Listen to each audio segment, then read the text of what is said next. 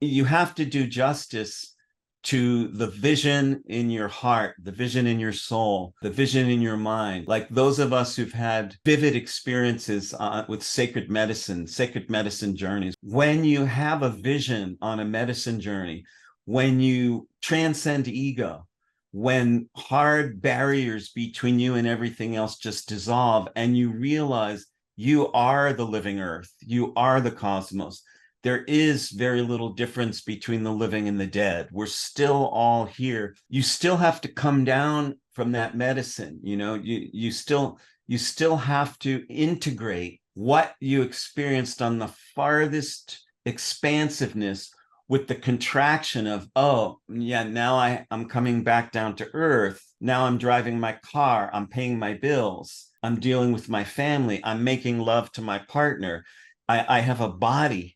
Whoever you are, especially if you're just becoming aware of the spiritual side, the mystical side, it's a journey. It's a lifelong journey to integrate the farthest reaches of your vision, your highest nature, your expanded self, the tremendous love that of the universe with all the places where it hasn't gone yet.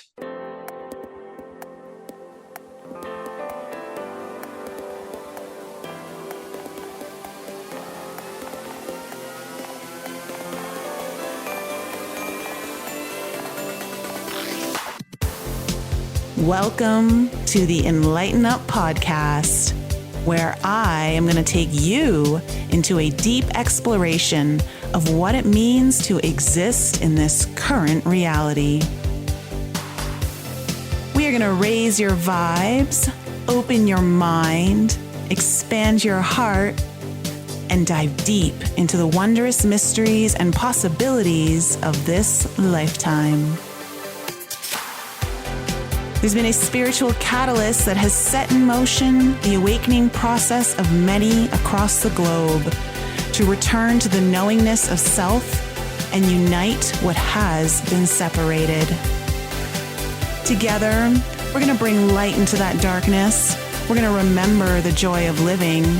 But most of all, we're going to turn up the volume of our own eternal power and do the thing we're here to do.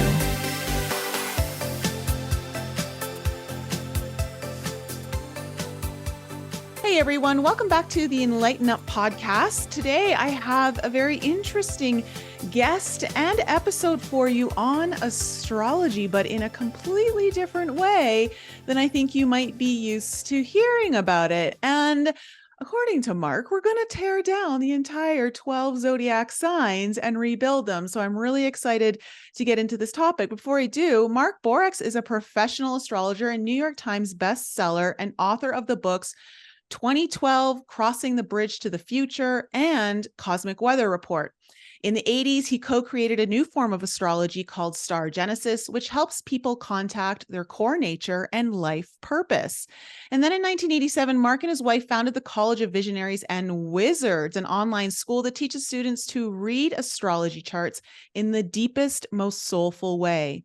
In that same year, 1987, he created soul level astrology to free the core nature of human beings. And he's since done thousands of private sessions for people around the world. And of course, we're going to get into the big topic, his recent book that has just come out, The Ruby Heart of the Dragon, which is the book that's going to teach us all about the zodiac sign and why you wanted to tear it down and rebuild it. Mark, welcome to the show. It's so great to have you here. Nice, Nicole. Great to be here. So I love your approach to astrology. It's something I've actually been studying and designing a little bit for one of my coaching programs, is how to approach astrology from more of how do we help people understand what their destiny is, what their soul purpose is, maybe perhaps what some of their hidden talents and strengths are. So I'm excited to hear what you've got to say and what you can teach not just my audience, but also myself. I'm a student always, so I can't wait to learn more. So your new book, The Ruby Heart of the Dragon, what inspired that? Like, where did the genesis of that really come from? Yeah, it came from a student of mine, a graduate student, who she started transcribing uh, a class series that I taught, where I went into the 12 signs of the zodiac, but from a different point of view than most people are used to, because I do soul level astrology, which basically means that I don't presume to know who you are and what you should do. What I presume is that a deep core part of you already knows that. And if I can use my astrology wisdom to activate that part of you that already knows who you are, where you've been in past lives, why you came back, then I'm doing my job. So this kind of astrology is like what jazz is to music. You really have to improvise to find out each time I'm with somebody. This was one of the first things that my old teacher told me way back in 1987 on the day we met. He said, if you want to be an astrologer, never think you know what Gemini is or all the other signs, but always be willing to find out all over again what they are with each new Gemini. And this is like jazz, where you might have played the same song hundreds or thousands of times, but you have to find out all over again in the living moment what that song is about. And that's the way that I teach astrology. And when I was teaching this course, one of my graduate students decided to transcribe the recordings of the class and send them to me. And when I started reading her transcripts, I found myself naturally editing them, but I thought it sounded pretty good. And in the process of editing those classes, I thought, wow, this could be finally that zodiac book that I've been thinking about for decades, but never felt ready to write yet. And that was about 4.5 years ago. It took me almost 4.5 years to write the book, because I wanted to tear down each of the 12 signs and build them back from the soul. Well, okay. First of all, I love it. I love this approach so much. And it makes complete sense, because if we as humans are constantly evolving and consciousness is constantly evolving, then it would make sense that the star constellations and what they represent would constantly be evolving as well. And to stay tuned into that, of course, there's always these fundamentals and truths that are kind of inherent, but they get built upon and transformed. And so I really love this approach. And I am eager to hear more. So when it comes to the 12 zodiacs, because you talk about in your book that you're focusing more on the sun sign and not the ascendant. Can you go into the reasons why, and what's the reasoning? Yeah, what's the reasoning behind that? Because the sun sign, if you go deep enough, you see, I began to envision this book in the form of a dragon. And I'll tell you why. It's because there's 2 points in everybody's birth chart called the north and south nodes of the moon. But Arabian astrologers had colorful names for those points. They called the south node of the moon the dragon's tail, and they called the north node the dragon's head. Mm-hmm. Now, the dragon's tail is the sign that you're coming from, the one that you're leaving behind. And the dragon's head is the sign that your soul came back to fulfill, to land on. It's like the dragon's tail is the old country of your soul that you have to learn its lessons and its meaning in order to fully leave it behind. Yeah. You have to wrap up the old karmic issues so that you can get to the dragon's head. So I was thinking about the book, and I thought, there's thousands of books written about the zodiac and about sun signs. What would make this one different, besides the fact that I've been doing astrology of the soul for 40 years? I knew I had something much different to say about each of the signs, but I needed a little something more during the first year of writing of those 4 years. And what I came up with was the idea that if your dragon's tail is the sign that you're coming from, and the dragon's head is the sign that you're going toward, I could picture your sun sign as somewhere in the middle of those two. And if it was in the body of a dragon, it would be somewhere around the heart of the dragon. So I began to conceive of each person's sun, your astrological sun, as a ruby heart. And rubies create laser beams, so that if you wrap up the old issues that you're trying to leave behind from the dragon's tail, you ignite a deeper part of your sun sign. And I knew that even a sun sign by itself, even without all the other features of a birth chart, and there are many, many features in a birth chart, but even without that, I could go so deep into the sun of a person that I could write about that in such a way that it could activate that part of the person, like taking them into this exotic land. I kind of wrote it like a travelogue. Each sign is this country that has its own dangers and its own rewards.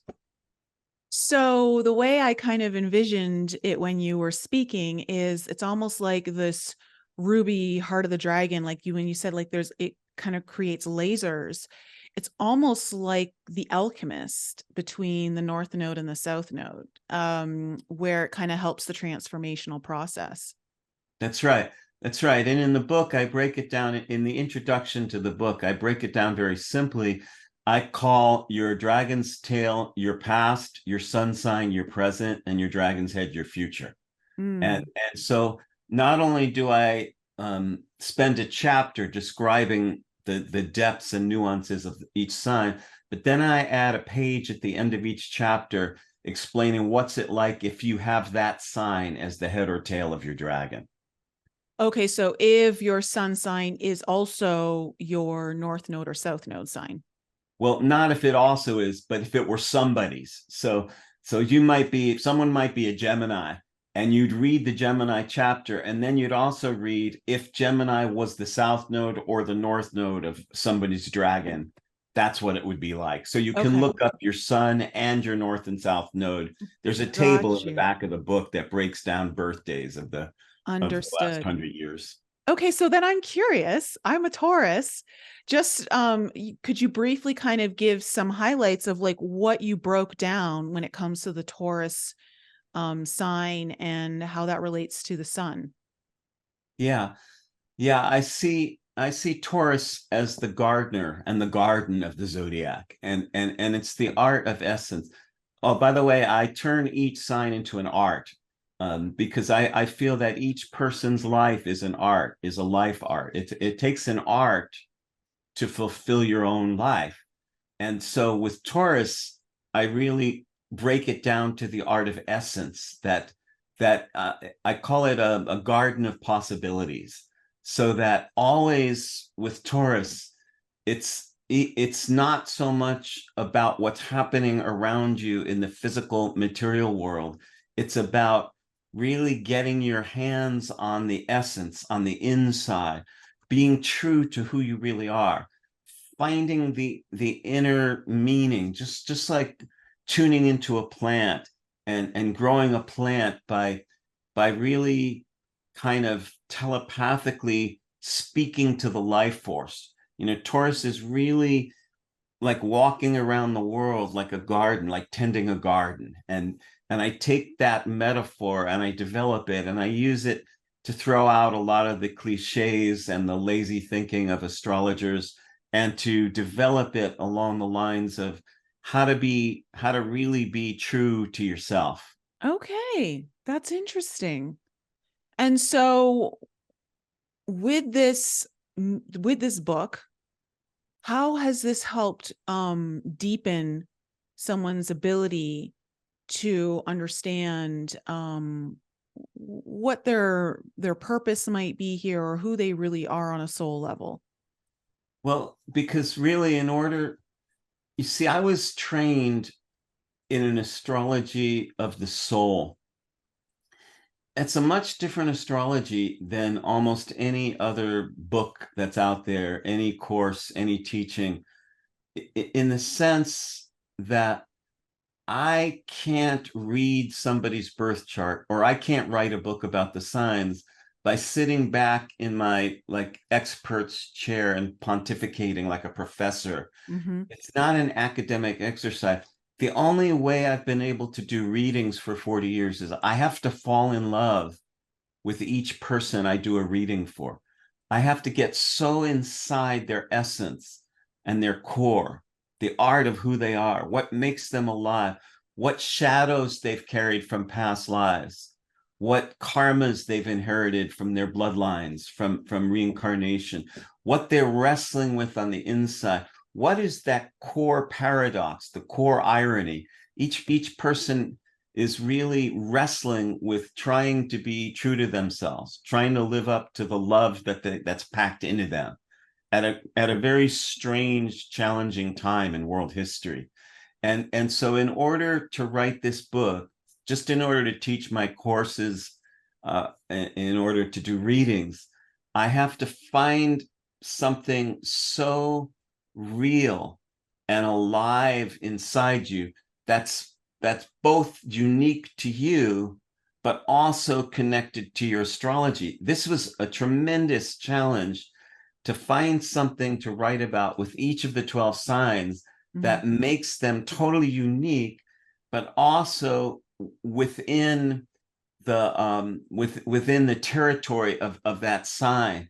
It's like when you're reading a book, a really good fiction book or a movie, or something like Lord of the Rings or Shakespeare or Rumi, like especially with a fiction book, with a novel, everything that's flowing out of that novel has to be both unexpected and also predictable.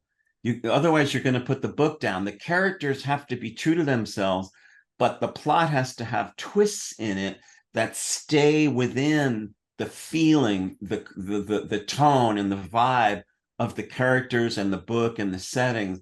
It was really like that. And so the book it's an artistic vision quest. My readings and my writings are more like a medicine journey than they are like an intellectual exercise. It's vivid, it's fleshed out, it's very alive in the sense that really good fiction or poetry is actually more real than everyday life. It's not less real. You just said a couple magic words for me: medicine journey. That's something I've been talking a lot about on my my podcast, and I'm just about to host a retreat in 10 days, taking people on some medicine journeys.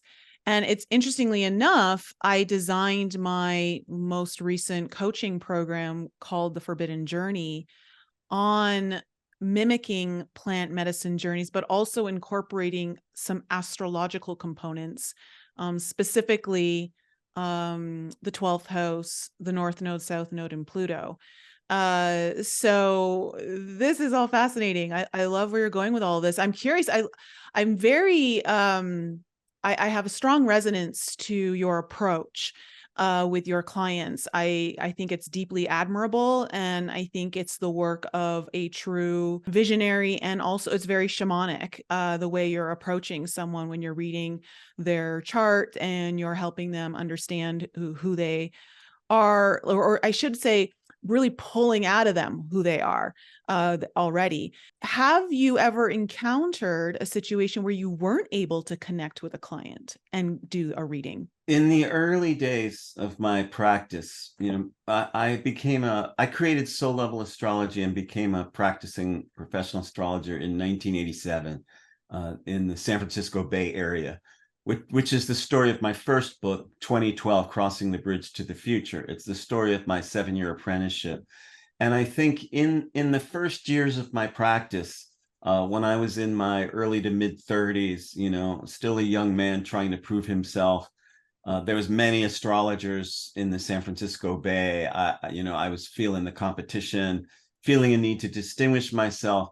And I think we tend, as practitioners and healers, we tend to draw people that we need to learn from too. They not only need to learn from us. Mm-hmm. And I think back in those early years, there were a few times I drew clients who were resisting what I had to offer to them, and challenging me, or feeling a competition with me, or maybe reflecting the part of my own ego that was still uncertain back in those years. But over the years, that kind of thing dropped away. I never had that much of it to begin with, but maybe in the early years of my practice, maybe one out of every 30 or 40 clients might have given me a little bit of trouble. And then it became, like one every few years. And now I can't even remember the last client that gave me some trouble. It was probably more than 10 years ago. Mhm. So mostly, also my books gave me a certain measure of credibility in the world out there. My first book was translated into different languages, and it went all around the world. And I started noticing a big change then, about 15 years ago, when that book was published. By the time someone came to me for a reading, they seemed to look at me with a kind of respect and honor, that they even were able to get to have time with me after having read my book. So my book, even though I didn't intend it that way, my book ended up being a calling card advertising my astrology services to people. And then the College of Visionaries and Wizards has been going for a long time now, and where I teach people around the world how to read birth charts from a soul level in a 3-year program. And so I think maybe because I've worked out a lot of my own young man's ego Mhm. stuff in the last 30, 40 years, and I don't need to draw those kind of clients anymore. So mostly I draw people who are really avid and ready and really leaning on what I have to offer them. They sense that what I have to say to them might change their lives, and so I feel really blessed that I've stayed with the practice long enough to break through to that level of it.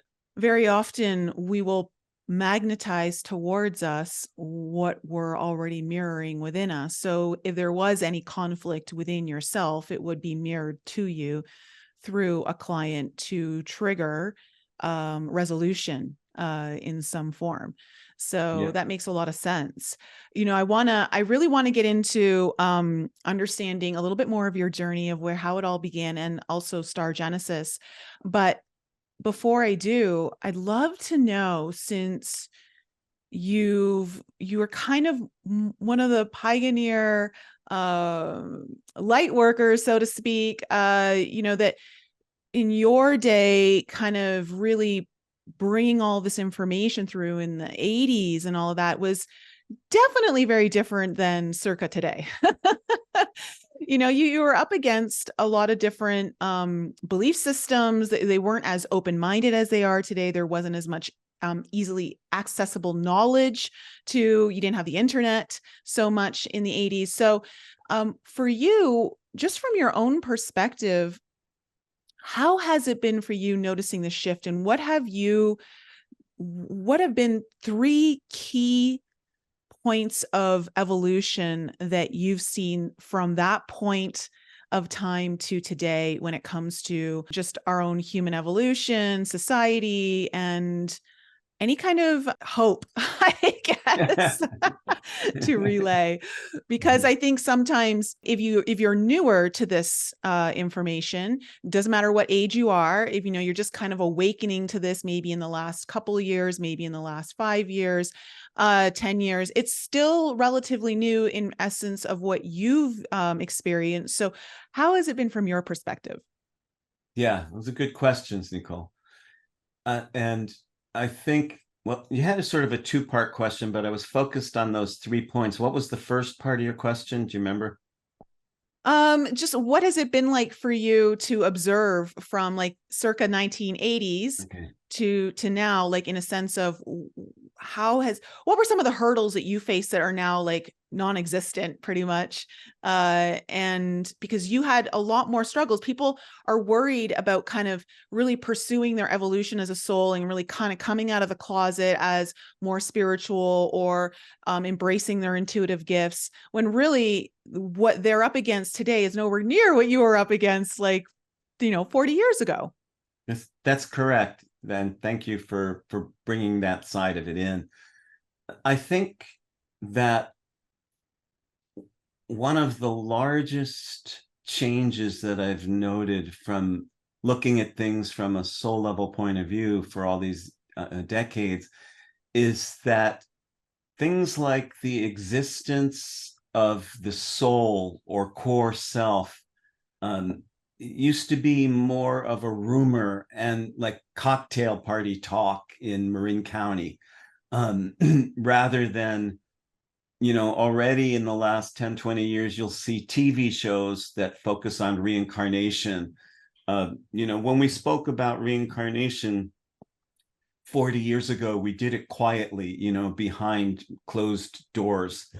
And so, or people would think you were wacky. Mm-hmm. And even actually, for that matter, things like astrology. And so, so I've seen astrology go from being like a large fringe group, a large minority, to being mainstream. Astrology is now mainstream. And so a lot of that happened in the 1970s and the 1980s. Actually, Shirley MacLaine had a big hand in all that stuff because she wrote a series of books. I think the first one was maybe called Out on a Limb or something like that, where she was a very famous Hollywood actress who started talking about her mystical experiences and her experiences with a guy who was a psychic reader. I think his name is Kevin Ryerson, maybe, who he became super world famous after she wrote about him, and her books sold millions. And so there were quite a few things from the late 1970s through the late 1980s. And I was living in Santa Cruz, California then, which was definitely one of the centers of New Age thought, where a lot of those things turned around then. And so my field is sort of already cleared for me to plant in. I don't have to clear the field anymore. I don't have to go out there, with a machete and start hacking. And so to talk about reincarnation, to talk about the soul, to even talk about the zodiac, there's far more acceptance and far less resistance now than ever. Also, I think matters of spirituality, let's say non-religious or trans-religious spirituality, that's become also very mainstream for people to have spiritual beliefs, like there are other forces, that there are other spirits, that maybe you could talk with the dead, maybe you could be in touch with your ancestors. These were all, kind of relegated to the lunatic fringe in earlier periods. And that started changing right about the point where I got interested in metaphysics in the late 1970s, early 1980s. And then it kept changing. So I think a lot of our works pioneering in those days were successful.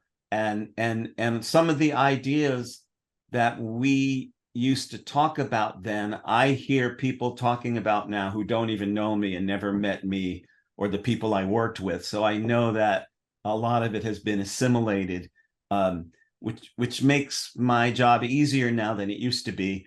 But also at the same time, I may have to disabuse people of a lot of notions, because when something gets very popular, it also gets very distilled. It gets very watered down. Diluted, yes. Diluted. a lot of bullshit comes up. Yeah. And so it, but I'm not going to call it a really two-edged sword, because it's satisfying for me to see that this astrology thing I've given my life to has flourished in the world. And there's a lot of people who are recognizing that I played a role in that. I was one of the pioneers of that. And I think that's another reason why I get respect from a lot of the young people. In my recent trip to Denver and Boulder, a lot of the young people out there were really naturally looking up to me and sensing that part of me, I've earned a place in collective consciousness that I didn't have when I started. Mm-hmm, mm-hmm.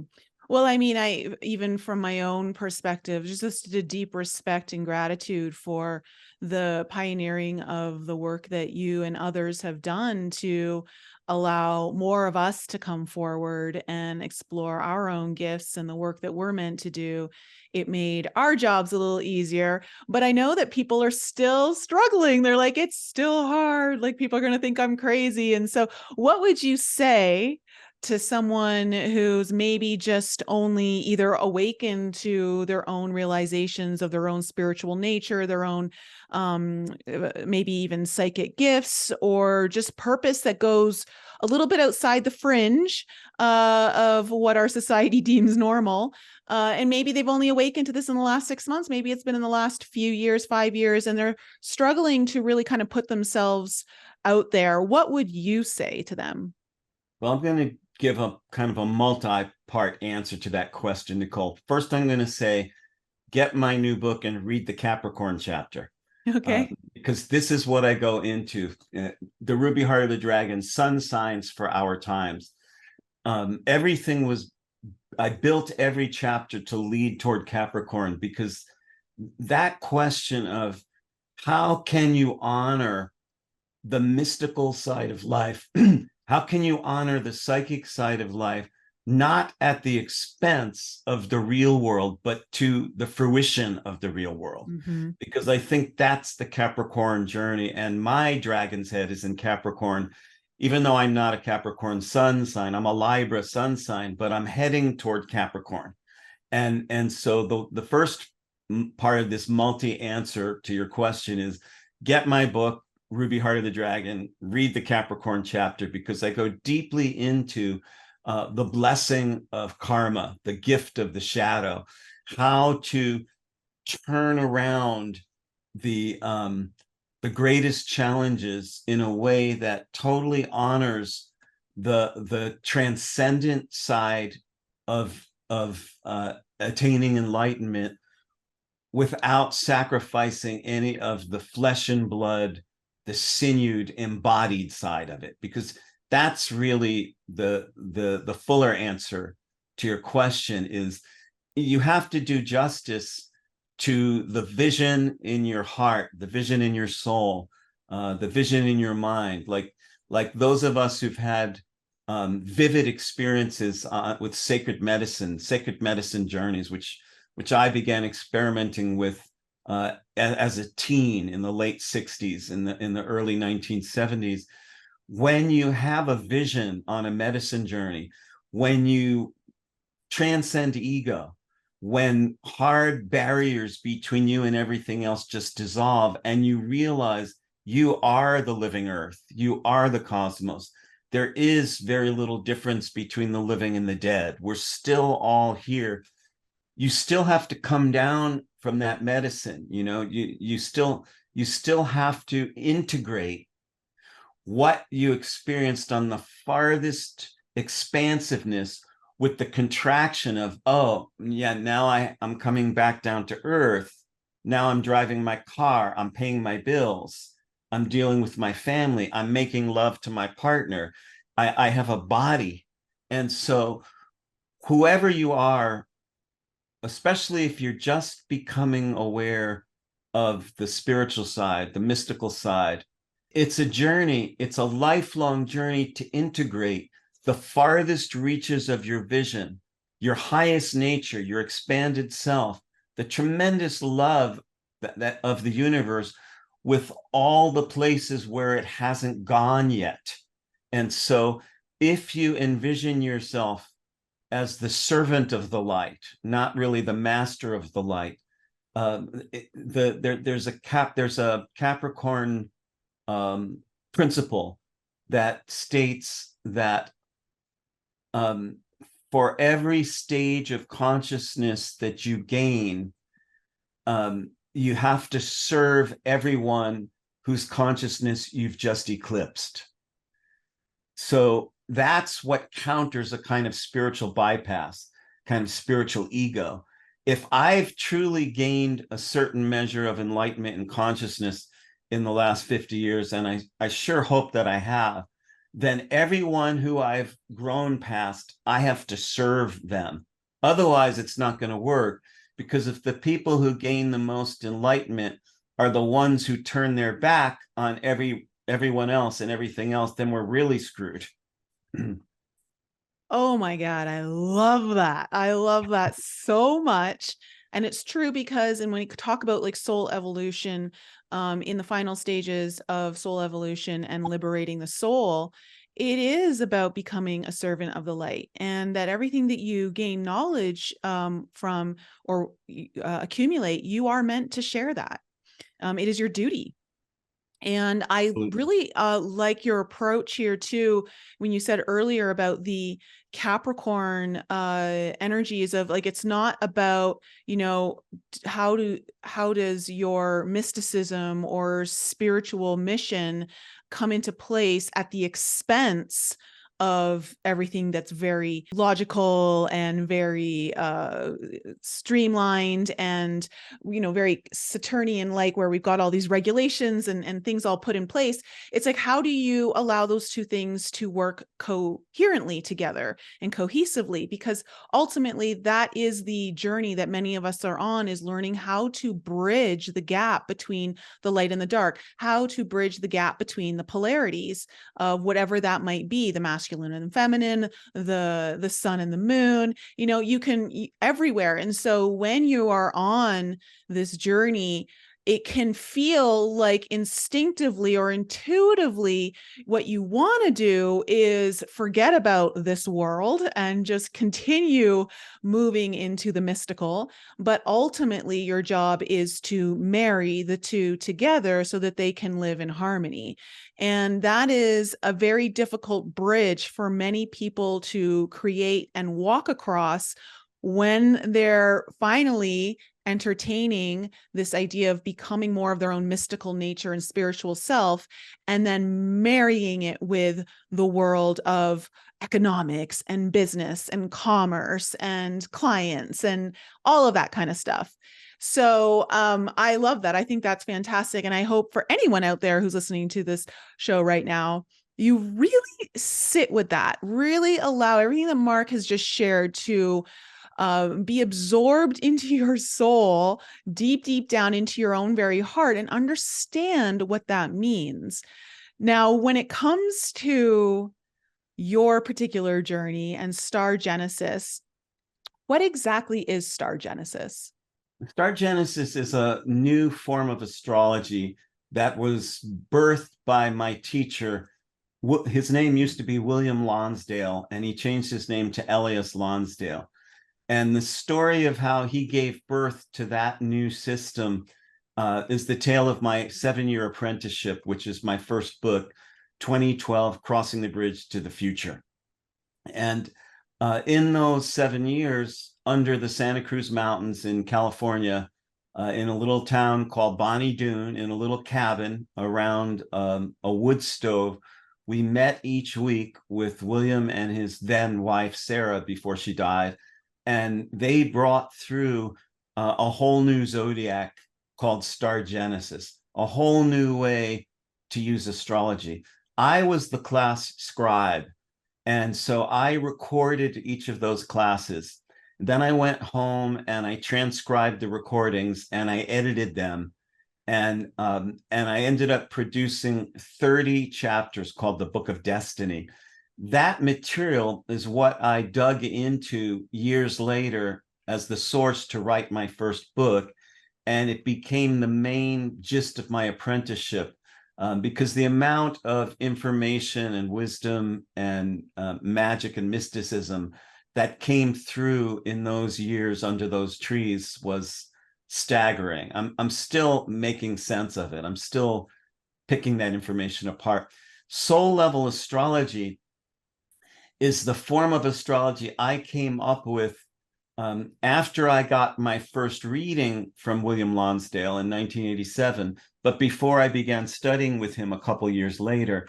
So soul level astrology is largely based on star genesis, and star genesis just totally rearranges the zodiac and is the mystical astrological basis for the system that I created, which is a way to use astrology to tune into the core nature of a human being. Could you share one of the aspects of how star genesis kind of re almost like like I don't even know, it transforms the zodiac? Like, what is one aspect in particular? It changes the order of the signs, the sequence of the signs. And so most people look at the zodiac as Aries, Taurus, Gemini, Cancer, Leo, Virgo, and so forth. Star Genesis looks at Taurus, Virgo, Sagittarius, Pisces, Leo. And so it completely scrambles the order.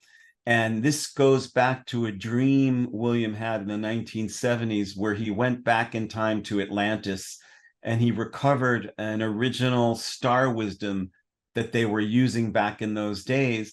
And compared to that original star wisdom, the great teachings of astrology, numerology, and the major metaphysical systems have gotten all scrambled and diffused. And so he kind of scrambles the scramble, which is similar to a shaman spinning around and becoming nauseous, throwing up in order to have a vision, becoming dizzy, gaining vertigo. And so if you're really going to go into star genesis, you have to scramble. It's going to defy your mind, because your mind is never going to be able to fully follow that new order, that whole different order, which William taught to us as not the way that the planets move through the constellations, but the way that the soul moves, the passage between death and reincarnation. So even in that one basic way, that method, that system that he taught us under those giant trees is going to blow your mind. It's like a medicine journey to even grasp a whole different order. I'm so fascinated. So he had a dream or a vision from a past life in Atlantis, or just traveling back to Atlantis, where they worked with astrology in a completely different format. That's right. In his dream, he was in the Atlantean throne room, and he was asked to read the souls of two different women, and he had this metaphysical disc in the palm of his left hand. And when he held his hand up to the first woman, the disc swirled with 12 etheric colors, and then it stopped swirling and it settled on the pattern of her soul. And he read that woman by feeling the vibrations come from that disc up all the way up his left arm into his heart and into his head. And then he held the disc up to the other woman, and it swirled again with 12 etheric colors, who again, the colors stopped at a different pattern. And he read the pattern of that woman's soul that ran up his arm into the rest of his consciousness. And when he woke up, he had this tremendous download of information, a fraction of which he taught to us in those years when we were all studying with him in California. Wow, that is so wild. And so just so I'm clear, the star genesis, is it a set zodiac, or is it constantly dependent on the person? Like, or is it like just, because I just want to make sure I'm not confusing it, because I have a feeling I am. Because when you said like he saw this metaphysical disc spinning, was it showing the zodiac in a brand new way for each soul, or was it just kind of creating a new imprint within that zodiac? More the latter. Okay. In star genesis, the order of the signs is completely scrambled compared to the zodiac that everyone else knows, but it doesn't keep scrambling. It just stays in that order. Okay. However, it's almost as though it does. So you weren't far off the mark with your question, because even though I look at the same tropical chart that Western astrologers use, I have to find a whole new way to read it each time. This is why some of my clients over 30 or 40 years have gotten many, many readings from me, because I couldn't say the same thing to them twice if I tried. So it's almost as if that other zodiac does keep changing, in the sense that the way that you work with it has to be like jazz. You see, jazz music is different than classical, and it's different than rock. If you're a rock musician and you have a hit record, when you go on tour, you have to sign a contract with the record company that each night of the tour, you're going to play the solo note for note the way it is on the album. That would drive me berserk. I'm a musician too, and a songwriter. I play guitar and I sing, and that would drive me nuts. With classical music, all the notes are written, and the your sight reading pieces of music that have been played mostly the same way for centuries.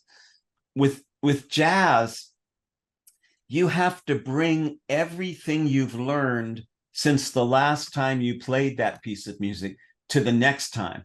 It's way more like the Grateful Dead or the band Traffic, where you're reaching for something beyond the notes, beyond the format.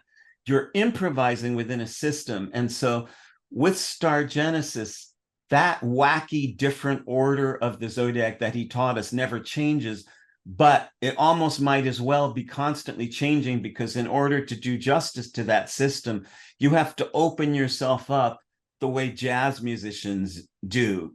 The more that you know, the harder it is to enter beginner's mind each time. Mm-hmm. Wow. Yeah, no. And I'm very fascinated by all of this, because I'm a huge supporter of shaking everything up. Like everything that we've known something to be, the more I've gone on this journey. For me, it started in my teenage years, so the last 25, 30 years or so, I've been really starting to and it's only maybe even been in the last 5 years that I've really started to understand this, that it's not just the more you know, the more you realize you don't know, but also that there's a less rigidity and a much more flexibility in wanting to shake up the system of how it's always been done, or could it be done a different way? Or I love that. I absolutely love that. I'm a huge, it's just on my soul level, I've always wanted to go where not many people have gone. If a lot of people are going that way, then I want to go the other way. Yeah, I can relate. Yeah, it's just kind of how I've lived my life. So, so that's wild. For you in particular, what did you learn the most about yourself through Star Genesis? Well, mostly I learned a new way to be. And in fact, that's what we say in the College of Visionaries and Wizards, where I teach and where my wife teaches, Marcella Eversole, and some of our graduate students. I'm the one who teaches the main program, though. It's a 3-year program called the Chart Study Program with 6 semesters. I'm not just teaching people how to read the birth chart in a different way. I'm teaching people how to live by the soul, because this is what I gained from being around William and Sarah. My sense, even back then as a young man, was that most astrologers, they have their normal life and then they do astrology. But with William and Sarah, it wasn't like that. It was like they're always operating in a multi-dimensional way. And the only thing that changed on those Monday nights where we sat with them was they let us into that zone. It wasn't like we have our normal life and now I'm going to be the astrologer. And so I was initiated into a way of being. And so more than the thousands of truths and wisdoms and secrets of the ages. It was really a mystery school, and more than just all the secrets of the ages that I was taught, and some of which I'm still trying to make sense of. It was a way to be. That's what I got as a young man. There's a way to be where you learn to listen to what your inner nature is saying, not at the expense of what the rest of the world is saying, but in addition to. Mm. And it's like a musician.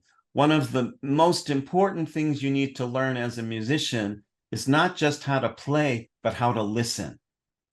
When you're playing with other musicians, the cardinal rule is play at a tone and a volume where you can hear every other instrument and voice. If you're playing in a way where you can hear every other instrument, you're in the right zone. And it's like that with life. It's like that with astrology. It's like that with sexuality.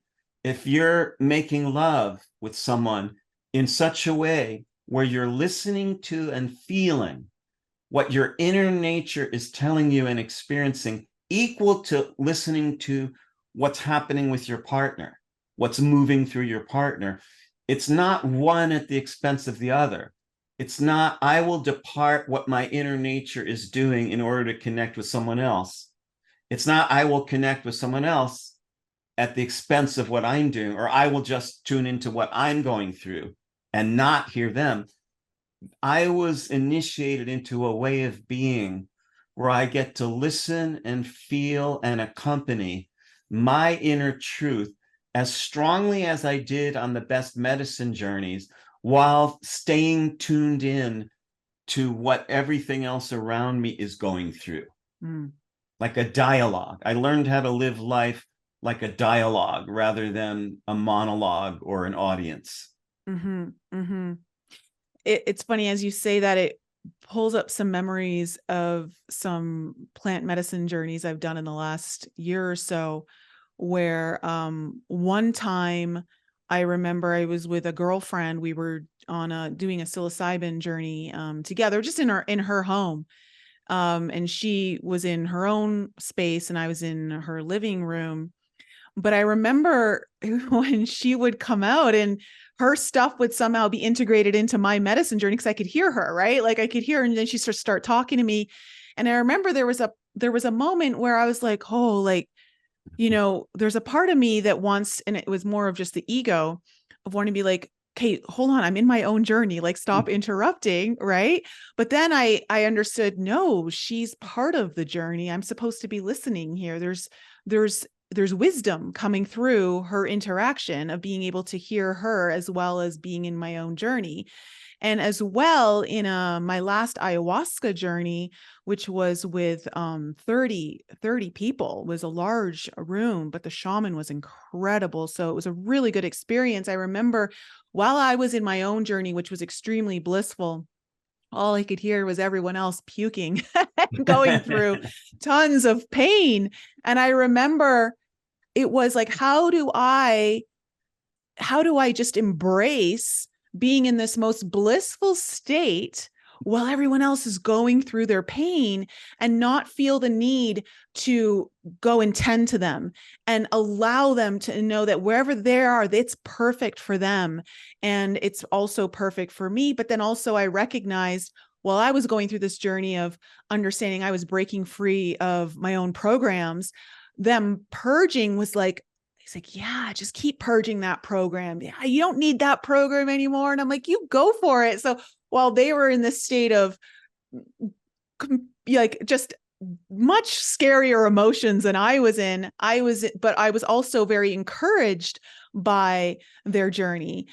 So it kind of even goes full circle into what we've been talking about throughout this past hour now, is this idea of how do you marry the polarities of everything going on? How do you, instead of breaking free of one, learn to incorporate it into what new wisdom you're harnessing?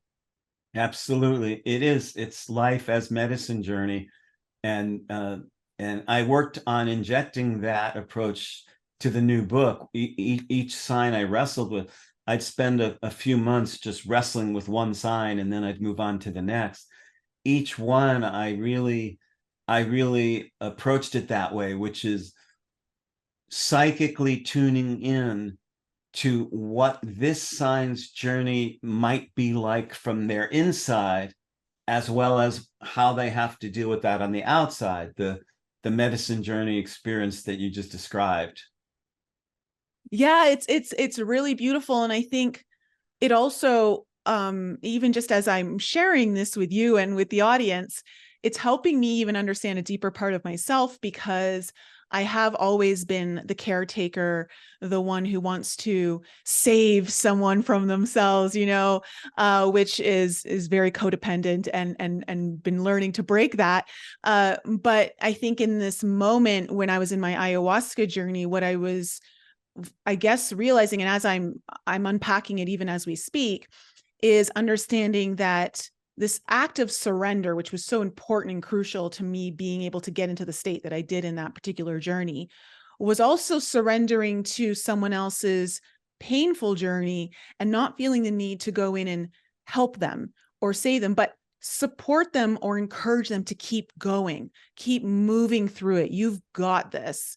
And not feel the need to, let's mitigate the pain. Let's let me be the Tylenol to your headache, I do know, especially having been a practicing counseling astrologer for more than 30 years, oftentimes when I'm working with a client, I will play various roles where sometimes I give voice to their shadow self. Mm-hmm. And so because I sense that if I constellate the demons that they've been wrestling with throughout their life, maybe throughout more than one life, if I dramatically render a statement or stand for a certain idea that they're trying so hard to break out of, to bust out of, me strongly, rather than catering and coddling them in that moment, at least, I might help them break through it. And other times I'm just unconditionally and gently just loving the hell out of them, just completely giving them unconditional witnessing to be exactly how they are. And somewhere between constellating someone's shadow and really nurturing their heart, I've explored that role of being a shaman, being a healer, being a soul worker. Yeah, it's definitely a journey that is constantly evolving and deepening. And the more you go through this as any kind of healer, you realize that it's more of your job just to support and encourage the ability for someone to keep going into their pain, to keep, it's almost like you're just letting them know, I'm here with you. But keep going. Yeah. And as opposed to trying to soothe the pain or prevent, no, I don't even want to say prevent the pain, but make it better. Like let's put a Band-Aid on it. It's not really what we're all about. And I think anyone who has awakened through the healing medical industry can really resonate with that and understand that this isn't about creating the magic pill or creating the Band-Aid fix to mask the symptoms. Like, you've got to go fully into it and stop avoiding the pain, stop avoiding the thing that's really calling you. Absolutely.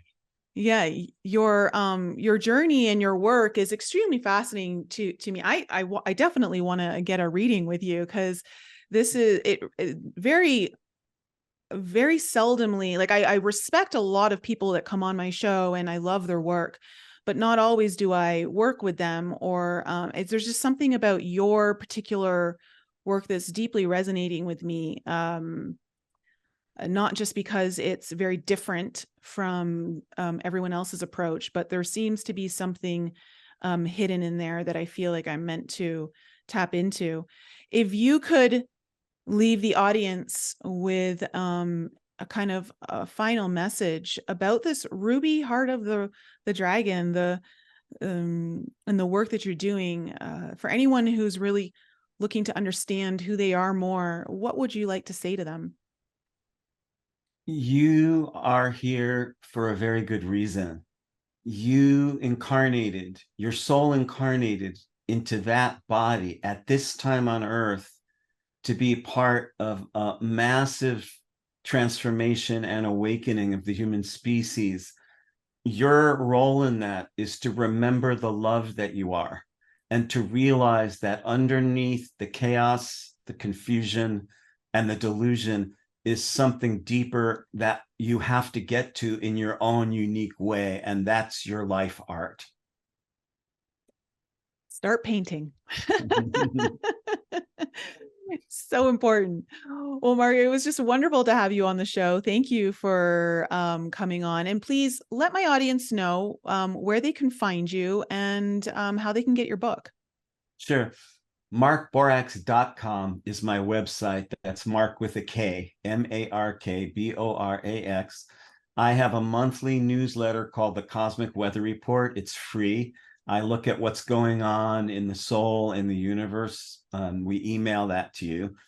I have 3 books out, and my new one is the one that's starting to get notice around the world, The Ruby Heart of the Dragon, Sun Signs for Our Times. It took me 4 years, and I made it a really powerful read right now. I guarantee you that book will just have you turning pages. It will present astrology and the zodiac in a way that nobody else has ever done before. It's the work of my life. We have the College of Visionaries and Wizards you can find out about at my website, where we offer courses. Sometimes we do 6-week courses. And I teach the chart study program. Every 3 years, I lead a group of students into the mysteries of the soul, how to live by the soul. And I'm going to be traveling to the New Jersey area next on my book tour. That's going to be in November. And I'm still doing readings, and I have a CD of original songs for sale as well. Oh, the CD. Gotta love it. Well, thank you so much. I'm going to leave all of that information for you guys in the show notes and in the description box below the YouTube video if you're watching on YouTube. I know you guys enjoyed this podcast episode as much as I did. It was wonderful. Thank you so much for coming on the show. And to my audience, I love you guys so much. Share this one with anyone that you know, especially all your astrology friends. This will definitely open up some things and new doors and portals of possibility.